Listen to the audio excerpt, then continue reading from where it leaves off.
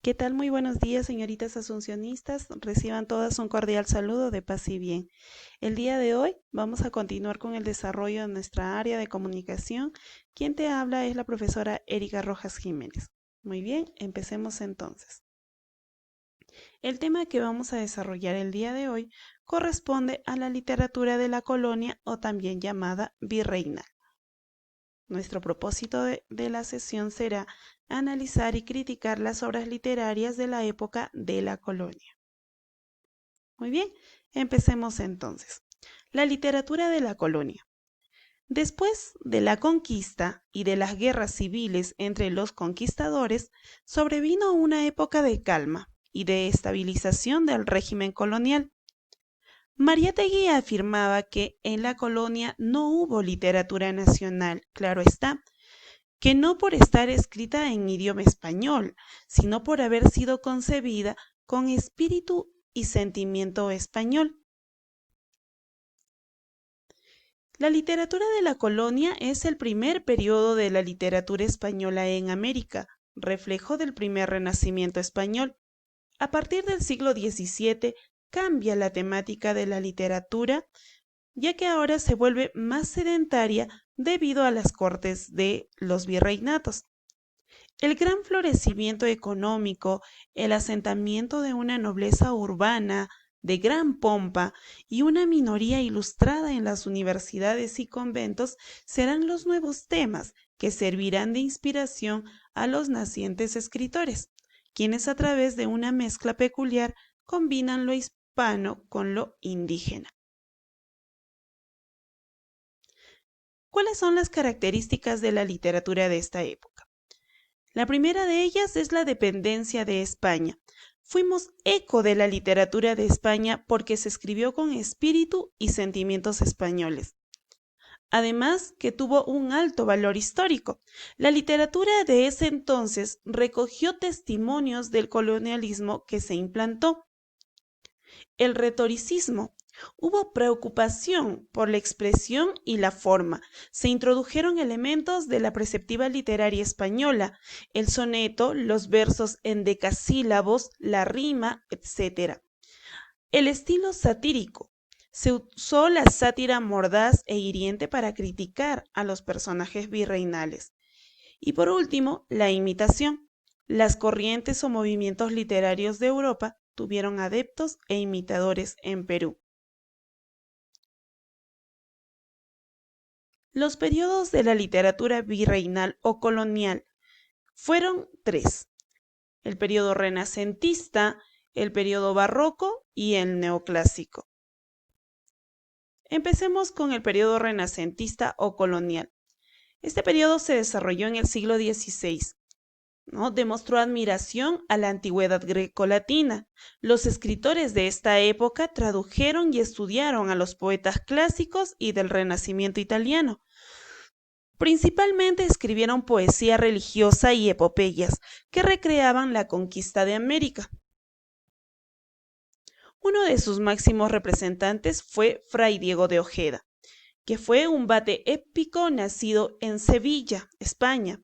Se ordenó sacerdote y ocupó altos puestos eclesiásticos. Es considerado el mejor poeta épico español en el Perú. Su obra más importante, La Cristiada, es un extenso poema épico religioso que relata la pasión de Cristo desde la última cena hasta la crucifixión. En esta etapa también vamos a tener a la famosa escritora Amaryllis. Fue una poetisa lírica nacida probablemente en Huánuco. Guillermo Lohmann Villena sostiene en su libro Amaryllis Indiana, Identificación y Semblanza en el año 93 que Amaryllis es Doña María de Rojas y Garay, nacida en Huánuco en 1594. La palabra Amaryllis, que usó como seudónimo, sería la mezcla de los vocablos amar y María.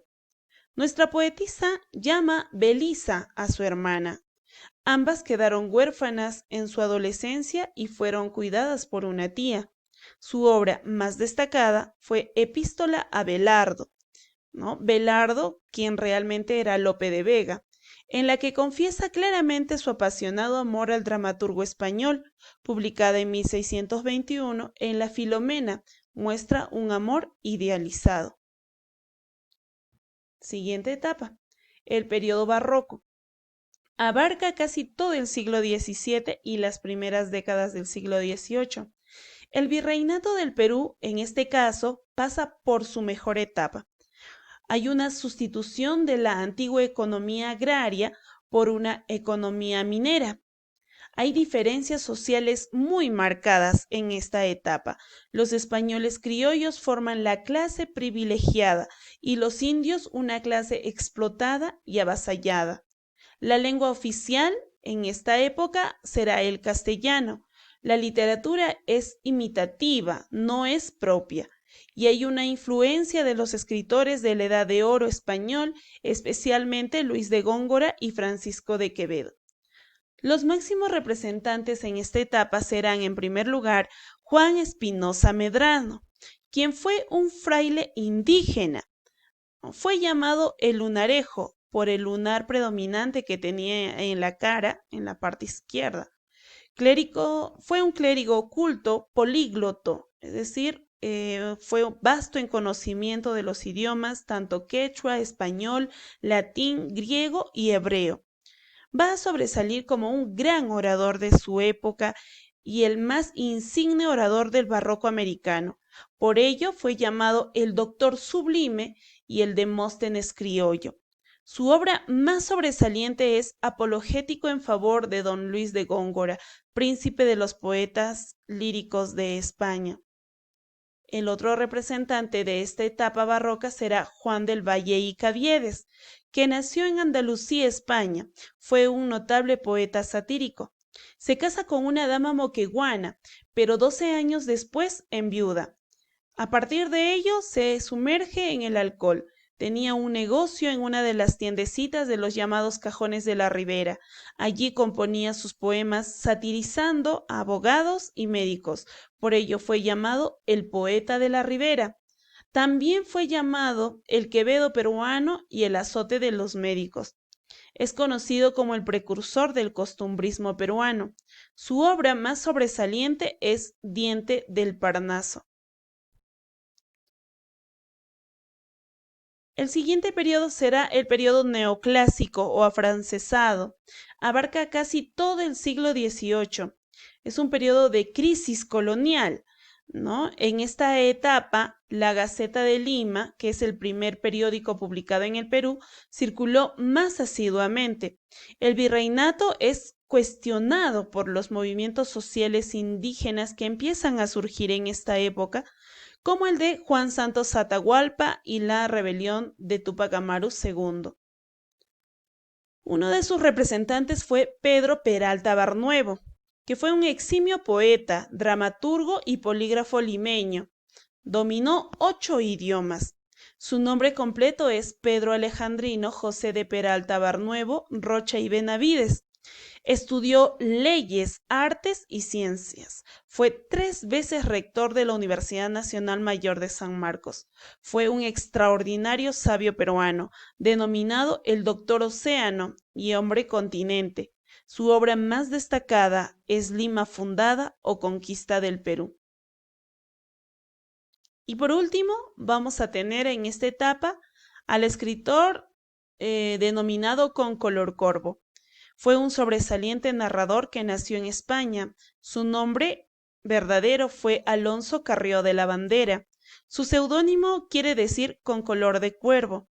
Su obra más destacada es El Lazarillo de Ciegos Caminantes, un modelo de literatura de viajes donde describe satíricamente la realidad de la sociedad americana de su tiempo.